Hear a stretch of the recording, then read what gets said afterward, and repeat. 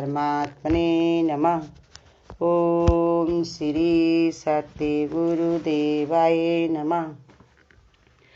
ये बता रहे भगवान, यह 13वें अध्याय का 22वां श्लोक।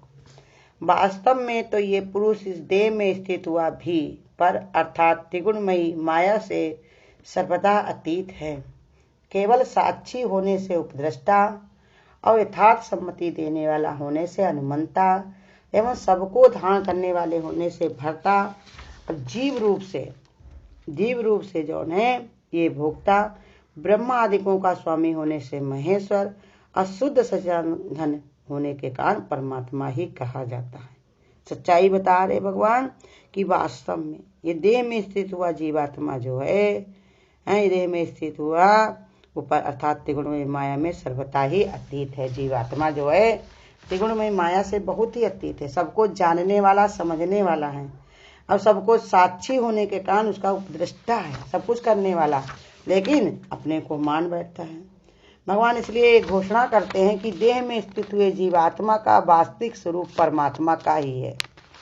परमात्म भाव के लक्षणों का वर्णन करते हुए भगवान ये बताते हैं कि ये जीवात्मा स्वयं क्रिया न करते हुए भी क्रियाओं के समीप में स्थित होने के कारण उन सब का साक्षी अर्थात देखने वाला है।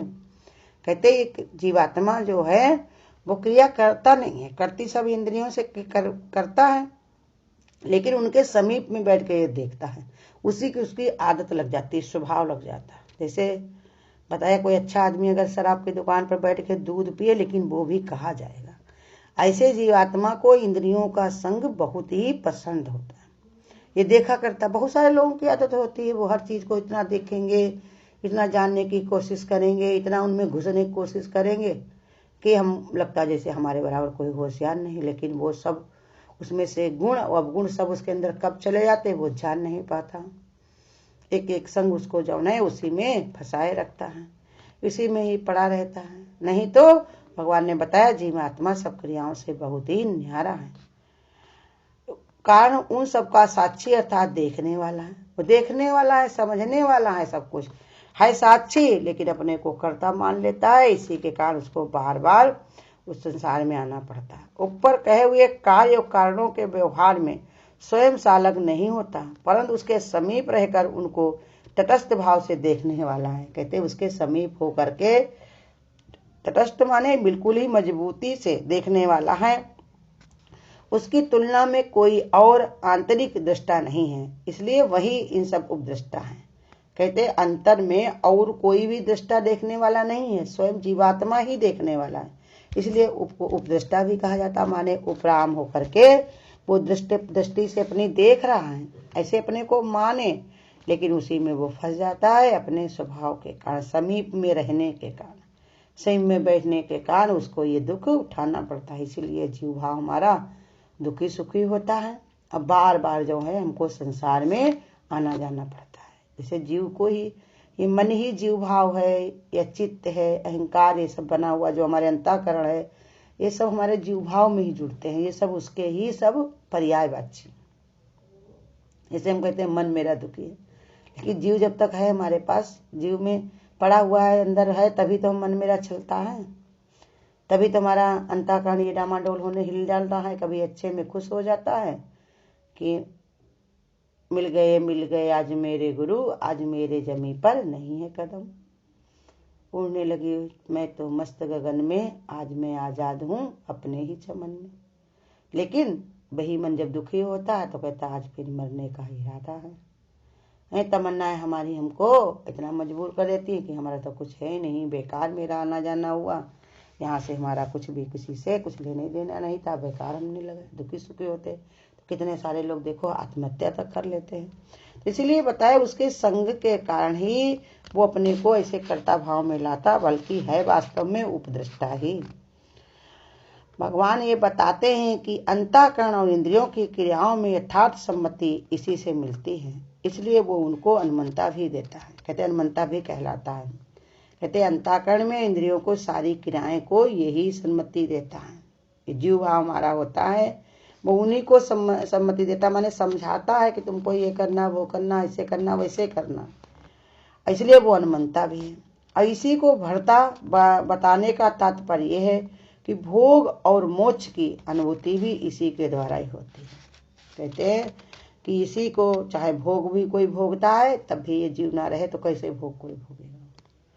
अब अगर मोक्ष की ओर चल दे तो भी इसको ही खुशी मिलती है कि हमको मंजिल मिल गई है, अब हमारा उद्धार कल्याण होगा। खुशी भी इसी को होती है, और कोई हमको ऐसे भरमा नहीं सकता, और कोई मतलब हमारा नहीं है। तो कहते हैं उसका जौन है मोक्ष की भी अनुभूति इसी को होती है। उसको प्राप्त करने के कारण वो अपने आप को शरीर, इंद्रिय, मन और बुद्धि आदि से संयुक्त कर लेता है। कहते परमात्मा की ओर बढ़ने के कारण, इसी में फंसने के कारण उसको प्राप्त करने के लिए वो अपने आप को, शरीर को, मन को, इंद्रियों को, बुद्धि को सब समेट लेता। कैसे? मोक्ष का रास्ता जब चलता है। सबके संयुक्त होकर वो भोक्ता कहा जाता है। वास्तव में बुद्धि जड़ तत्व होने के कारण सुख दुख इत्यादि के भाव तभी ग्रहण करती है जब वो आत्मा की चैतन्यता शक्ति से प्रभावित होती है। जीवात्मा को आत्मा ही बताया, तो इसलिए बताते कि वास्तव में बुद्धि भी हमारी जड़ है, तत्व है, लेकिन सुख दुख इत्यादि के भाव ग्रहण करती कब है? जब उसके अंदर चैतन्यता होती है। अगर चैतन्यता ना हो तो कैसे सब ग्रहण कर पाएगी? अगर उसके अंदर जीवात्मा ना हो तो कैसे कोई कार्य कर पाएगा? जीव भाव होता तभी तो कोई कार्य कर सकता है। जिस प्रकार लाल फूल से ऊपर रखे हुए निर्मित शीशे का टुकड़ा फूल के रंग से लाल दिखाई पड़ता है, इसी प्रकार बुद्धि के संसर्ग से सुख और दुख की प्रतीति आत्मा में दिखाई देती है, परंतु वास्तव में आत्मा इससे आलिप्त है। कहते हैं ऐसे से कोई शीशा लगा दिया जाए और अंदर कोई चीज रखी जाए तो उसको लाल पीली जैसा भी लगा दिया जाए शीशा, वैसे ही उसमें लाइट दिखने लगती है, लेकिन है वो लाइट सफेद ही दिख रही शीशे के कारण। ऐसे हमारी बुद्धि भी होती है, जो हमारा जौन है, जैसा जीवात्मा भी है, जो दिखाई पड़ता है कि ये प्रकृति के संग में है, लेकिन है वो बहुत ही आलिप्त, बहुत न्यारा है। ये तो हम संत महात्मा के पास जब जाते हैं, कोई ऋषि मुनि के पास जब बैठते हैं, तब हमको वो राज बताते हैं कि देखो कि अगर तुमको साफ दिखाई कोई चीज पड़ रही तो माने तुमसे दूर है ना। अगर तुम्हारी आंख पे कोई चीज चिपका दी जाए तो क्या तुम देख पाओगे वो लाल है, पीली है, हरी है? वो दूर होती तभी तो उसको देख पाते हो तुम। कान में कोई घुस के तुमसे बोले तो क्या तुम सुन पाओगे? वहां वहां की आवाज बस आएगी बस, लेकिन दूर है तभी तो तुम्हें सुनाई पड़ रही है। शब्द ही तुम्हारे जो हैं तुम्हारे निकल रहे हैं, तो उसमें कौन सी चीज है ऐसी, कैसे तुम जान पाओ? अंदर से ही तो आ रहे हैं। तो ऐसे ही समझा रहे भगवान की जो जीवात्मा होती है ये है बहुत दूर, इसको बहुत दूर ही है, लेकिन मानने के कारण, इसी में फंसने के कारण वो अपने को ऐसे मान लेती। इसी के कारण उसको बता रहे कि जो है आत्मा में लिप्त दिखाई पड़ती, लेकिन है अलिप्त ही, केवल साक्षी होने से उपद्रष्टा। सिर्फ साक्षी है, देखने वाला है ये जीवात्मा, और बहुत दूर से देखने वाला, उपराम होकर के देखने वाला है, लेकिन जो है अपने को मान बैठता है करता। करता के कारण इतना उसको दुख उठाना पड़ता, बार बार आना, बार बार जाना, यही गर्भवास में बार बार पढ़ना, और उसको फिर निकालने वाला कोई नहीं। गुरु कितना भी तुम्हारा ज्ञान दे, तुम्हें समझाए, लेकिन तुम छोड़ना नहीं चाहते, उसे हटना नहीं चाहते, तो तुम्हारी समझ में कैसे आएगा? संसार की चीजें जो है इन्हीं को तुमको समझ में आ रही है।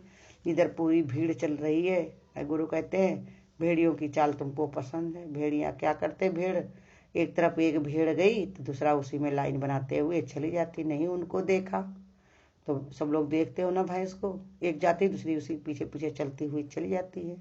ऐसे ही भेड़ चाल चलने को दुनिया है, लेकिन कोई ऐसा नहीं होता है जो कोई एक चले शेर की चाल। शेर की चाल देखो, शेर को बताया क्या कोई उसको बताता है कि तुम शेर हो, लेकिन उसे अपने अंदर इतना एटीट्यूड होता है, इतनी उसकी समझ होती है, और उसे बड़े बड़े हाथी हैं, भेड़िया हैं, कितने बड़े बड़े जानवर हैं, ऊंट हैं, कितने सारे जानवर हैं, लेकिन वो अपने अपने स्वभाव के कारण, अपने अपने अपने ताकत के कारण, अपने सामर्थ्य के कारण वो किसी से ना डरता है, ना किसी से उसको कोई समस्या होती। वो अपने को मानता। देखो हाथी शेर के सामने जाएगा तो उसके अंदर डर आ जाएगा कहीं शेर हमको खा न जाए, और वही शेर अगर हाथी के पास आएगा तो उसके अंदर ऐसा विचार रहेगा कि हाथी से मैं तो शेर हूँ, मुझे किसी से डरने की जरूरत नहीं है। तो ऐसे ही हमारे जो इंद्रियों का जो संग है, जो जीवात्मा को वही बांधे हुए है। अगर हम गुरु के शरण में जा करके अपने विचार निर्मल करें, अपने को मजबूत बनाएं कि तुमको पहले से कोई मिटा नहीं सकता। कोई बिना गिरे तुम्हारे उन्हें कर्म न गिरे हों तो तुम्हें कोई गिरा नहीं सकता। तुम्हारे आचरण ही तुम्हारी पहचान है। जैसे बताया कि कौवा जो था, एक कौवा जो था वो एक बार धोखे से वहां चला गया स्वर्ग में। सब लोगों ने देखा, अरे कितना सुंदर पक्षी, कौवा वहां नहीं रहते स्वर्ग में। तो देख कर कहने लगे, जाओ ने कितना सुंदर पंछी है, कितना सुंदर है, लाओ इसकी पूजा करे, लाओ इसकी आरती करे, और कितना अच्छा लगता है, इसकी चोंच कितनी, इसकी आंखें कितनी अच्छी हैं, कितना सुंदर लग रहा है, ऐसा कभी देखा नहीं है। और सब लोग उसकी आरती पूजा ग्यारी सब करने लगे उसकी तरफ। कौवा से रहा नहीं गया, वो तुरंत ही बोल दिया, काऊ काऊ काऊ काऊ करके तुरंत ही उसको उठा करके वहां से फेंक दिया, कहा जाओ, क्योंकि उसके बोलने से ही वो पहचाना गया। ऐसे हमारे आचरण हमको पहचान कराते हैं। अगर हम अपने आचरण को जीते, अपने सुधारें, तो हमारा रास्ता सुलभ हो सकता है और हमारे साथ औरों का भी हो सकता है। गुरु अपना उद्धार तो करते करते हैं और साथ में कितने लोगों का उद्धार साथ में ही हो जाता है। सैकड़ों, हमारे दादा भगवान ने सैकड़ों घर को आबाद कर दिया। कितनी स्त्रियां त्राह त्राह मचाती थी, कितना परेशान थी, लेकिन दादा भगवान ने ऐसा ज्ञान दिया कि सबके अंदर कैसी उमंगे तरंगे भर गई। लड़ना किसी से नहीं है, लेकिन सबको जीने की कला आ गई। आर्ट ऑफ लिविंग, ये सब सिखाया हमारा दादा भगवान ने कि हर के अंदर जागृति आनी चाहिए, हर एक को अपने को पहचानने का विचार होना चाहिए। सबको ये समझ होना चाहिए कि देखो कि हमको लगता है कि सब मेरे जैसे ही है, हमको इनको अनुसार चलना है, लेकिन तुम्हारा स्वभाव संस्कार तुम अपना कर्म से लेकर के आए हो। अपने अनुसार अगर तुम किसी को चला नहीं सकते तो दूसरी तरफ क्यों तुम हो जाते हो। जब आम को इमली तुम कहवा नहीं सकते किसी को, तो इमली को आम क्यों कहने लगते हो। ऐसे अपने विचार को जीत करके, लड़ाई किसी से नहीं करनी है, लेकिन भाव कैसा बनाना है कि अब की हमको अपना उद्धार जरूर कर लेना है। संसार की वासनाएं, संसार की इच्छाएं, संसार की जो आदतें हैं, स्वभाव हैं, ये हमारे बाधा नहीं डाल पाएंगी। हम अब की अपनी इतनी मजबूती रखेंगे, अपने को जीत के हम ऐसे भगवान में रमेंगे, लगेंगे। तो जब ऐसे भाव रखता है मन में, तो फिर भगवान ने कहा उसका रास्ता सुलभ हो जाता है। और जब तक ऐसे मजबूती नहीं आती, दृढ़ता नहीं होती, वैराग नहीं प्राप्त होता उसको, तब तक बड़ी ही समस्या रहती उसकी। हमेशा जो मन में विचार भी करेगा तो उसकी बुद्धि हमेशा डामाडोल हो जाएगी, और उसकी बुद्धि डामाडोल हो जाती है कि सबको लाओ हम खुश कर दे, सब कोई हमारे अनुसार चल देगा, हमारी बात मानेगा, लेकिन कोई नहीं चलेगा।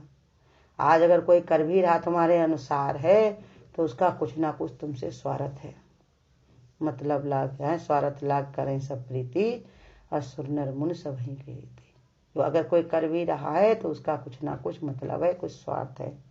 गुरु कहते हैं मरियल गाय को कोई बिलौना नहीं खिलाता, बढ़िया चना बढ़िया गुड़ नहीं खिलाता, उसको तो सूखी घास भी मिलनी मुश्किल हो जाती है, क्योंकि अब उससे ना दूध निकलेगा ना उससे कोई कार्य हो पाएगा। तो ऐसे ही बता रहे उन्होंने, ऐसे ही जब तक तुमसे स्वार्थ है तब तक ये भीड़ दिखाई पड़ती है, और स्वार्थ खत्म होते ही सब अपने अपने रास्ते चलेंगे। देखोगे घुमा कर नजर तो कोई नहीं मिलेगा। अकेले थे, अकेले हो, अकेले ही मंजिल पे चलना है। अकेले चल चल रे नौजवान, चल चल रे नौजवान, रुकना तेरी शान नहीं, चलना तेरी शान। जो इसी में रमा रहता, लगा रहता, तो उसे मंजिल मिलती जरूर है। जो थक गया, रुक गया, भगवान ने कहा दौड़ तो बड़ी जोर लगाई, लेकिन रास्ते में आकर थक गया, तो उसको मंजिल पाना बहुत ही कठिन होता है। तो इसलिए समझा रहे भगवान कि तुम्हारे में अब गुण नहीं है, तुम तो सबसे दूर हो, एकांत, भगवान ने कहा सबसे आलिप्त हो, मान बैठे हो, उसी के कारण लगता है। अब यही को तुम मान लो कि हमने कुछ भी नहीं किया, बच के निकल जा रहे मुसाफिर, फूल नहीं अंगारे हैं। संसार के जितने कर्म हैं ये तुमको फंसाए रखेंगे, इसलिए इनको भगवान ने कहा तुम इनके कर्तापन को छोड़ दो, तो आज ही न्यारे होकर के भगवान की शरण में बैठो। हरि ओम। अगर आपको आज की वीडियो अच्छी लगी हो तो वीडियो को लाइक और शेयर करना ना भूलें। आगे की वीडियोस देखने के लिए चैनल को सब्सक्राइब करें और नोटिफिकेशन